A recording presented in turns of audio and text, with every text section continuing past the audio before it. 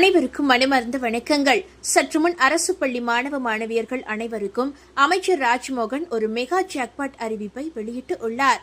அதன்படி உலகளவிய தொழில்நுட்ப வரைபடத்தில் தமிழ்நாடு எப்போதுமே ஒரு தனித்துவமான ஆளுமையாக திகழ்ந்து வருகிறது.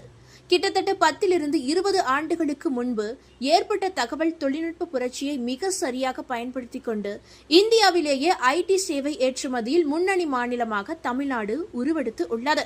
அதேபோல தற்போது ஒட்டுமொத்த மனித குலத்தின் வாழ்வாதாரத்தையும் உலக வர்த்தக சந்தையையும் அடியோடு மாற்றி அமைத்து வரும் செயற்கை நுண்ணறிவு அதாவது AI துறையிலும் உலகிற்கே முன்னோடியாக திகழ தமிழ்நாடு அரசு ஒரு முக்கிய திட்டத்தை கையில் எடுத்துள்ளது.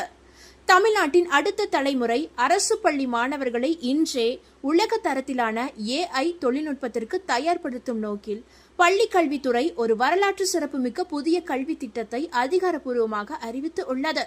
அதன்படி சென்னையில் செய்தியாளர்களை சந்தித்த பள்ளி கல்வித்துறை அமைச்சர் ராஜ்மோகன் புதிய கல்வி ஆண்டிற்கான அரசின் தொலைநோக்கு திட்டங்கள் மற்றும் புதிய கட்டுப்பாடுகள் குறித்து பல்வேறு அதிரடி உத்தரவுகளை வெளியிட்டு இருந்தார்.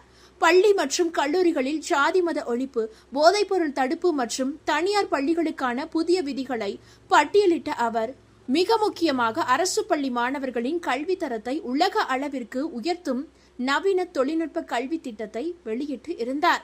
மாணவர்கள் வெறும் மனப்பாட கல்வியையும் மதிப்பெண்களையும் மட்டுமே நம்பியிருக்கும் நிலையை முற்றிலும் மாற்றி முதற்கட்டமாக தமிழகத்தில் உள்ள 5000 அரசு பள்ளிகளில் AI, coding, Python, VR, AR, HTML போன்ற நவீன தொழில்நுட்ப பாடங்கள் மாணவர்களுக்கு நேரடியாக கற்றுக் கொடுக்கப்படும் என்று அமைச்சர் அதிரடியாக அறிவித்து இருந்தார்.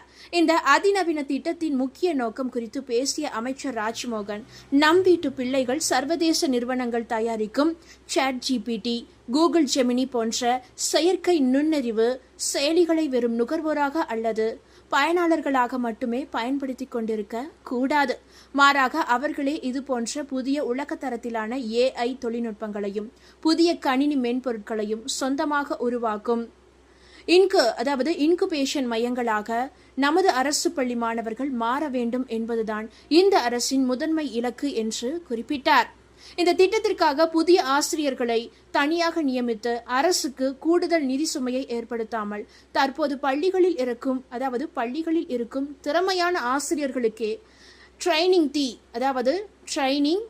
ட்ரைனிங்ஸ் என்ற முறையில் உயர் தொழில்நுட்ப பயிற்சிகள் முழுமையாக வழங்கப்பட்டு அவர்கள் மூலமாக மாணவர்களுக்கு பாடங்கள் கொண்டு சேர்க்கப்படும் என்று அவர் தெளிவுபடுத்தி இருக்கிறார்.